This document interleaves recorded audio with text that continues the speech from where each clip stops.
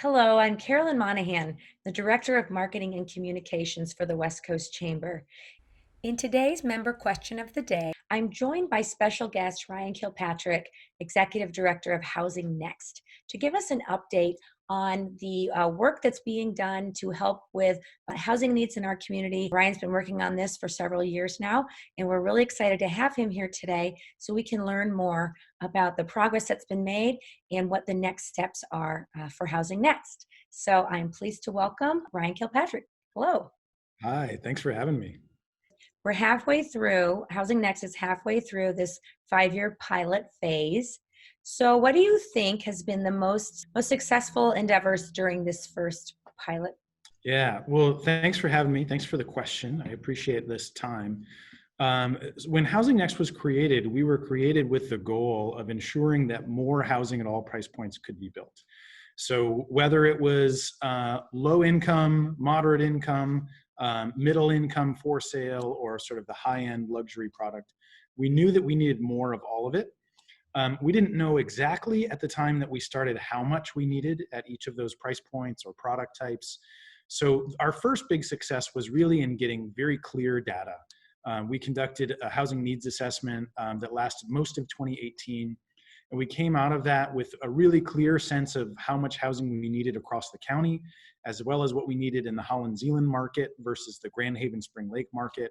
And we were able to communicate that out to both developers and local municipalities and began to strategize, how are we going to get this product built?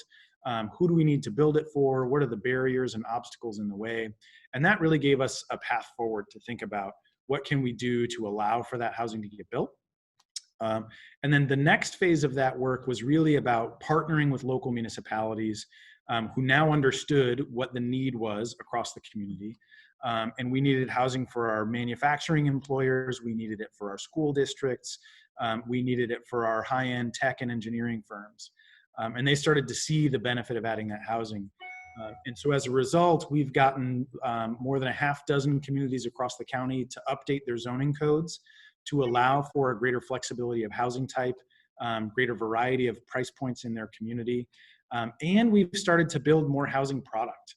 We've got more than 2,000 housing units in the pipeline right now since we started that we've been influential on. There's a lot of additional single family product in the market. So we've been able to accomplish a lot in the first 2.5 years.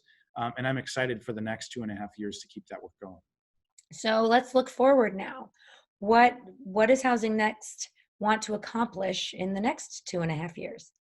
Yeah, well, so one of the things that we're recognizing is we've been kind of laser focused on our municipal partners and developers and haven't had a broader kind of public campaign to communicate both the need and the specifics of where the needs are. So we want to spend a lot more time and energy communicating with the community at large.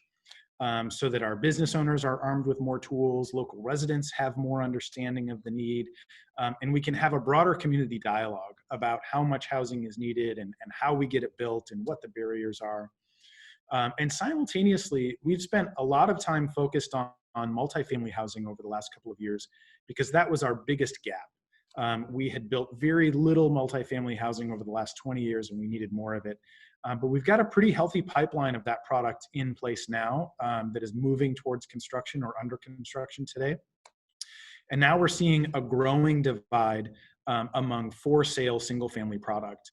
And specifically that for sale product that's priced under $250,000. That used to be kind of the bread and butter of the housing industry. The Home Builders Association advocates at length for that product type. But it's very difficult to build in today's market because of the cost of construction and financing barriers and the cost of land, the local regulatory environment. And that combined with essentially a very slow growth in wages over the last 20 years, it's kind of been a perfect storm for the decay of the single family market at price points below $300,000. So we want to spend a lot of time in the next 2.5 years really focusing on home ownership products that are priced for that middle income buyer. Because we do anticipate that we're going to have this whole generation of millennials who are beginning to move out of the rental market and are ready to buy their first home. or ready to move into their first place. We want to make sure that that product is available for them and that it is within reach financially. So that may require some legislative updates. We're partnering with a lot of folks around the county and around the West Michigan region to think about what are some legislative updates that we need to enable that kind of housing product. It's going to take communication. It's going to take municipal partners thinking about how can they get creative in helping to solve for that need. And it's going to take the community at large being willing to say, yeah, this is really important for those older adults who have young kids who are moving back as now adults into the neighborhoods and into the community. We want to make sure that we're making space for those folks to move in and raise kids in the great school districts that we have in Ottawa County. A lot to communicate there Yeah. with the public. So tell me, what's the best way for the general public or chamber member businesses to get involved in supporting what you're doing? Well, so I mentioned we're going to have a big responsibility of communicating out, but we're going to need active listeners out in the community who want to get engaged in the issue, want to either subscribe to the newsletter or read the Holland Sentinel. We're going to have lots of different channels of communication through various means. And we want to make sure people are paying attention and getting engaged in the conversation. We're not going to anticipate that Housing Next has all of the solutions or kind of a rote script.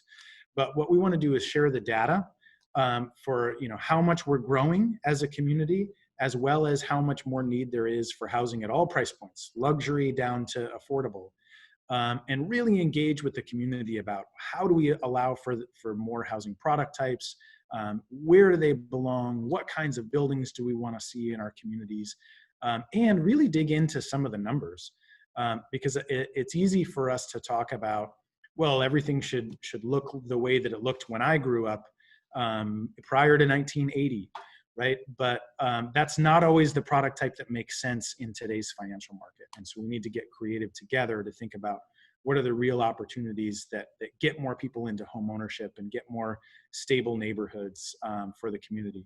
So what we really want to see is the community engaged in the issue and actively participating and helping us to think through how do we allow for Ottawa County to continue to grow, but do it in a way that's financially sustainable for the long term. Well, thanks a lot, Ryan. I really appreciate you being with me today to give us this update, and we will look forward to more. We will be sure to be checking back in with you and helping you to communicate and get this information out to everyone. Great. Thank you so much, Caroline. I appreciate the time. Sure. Have a great day.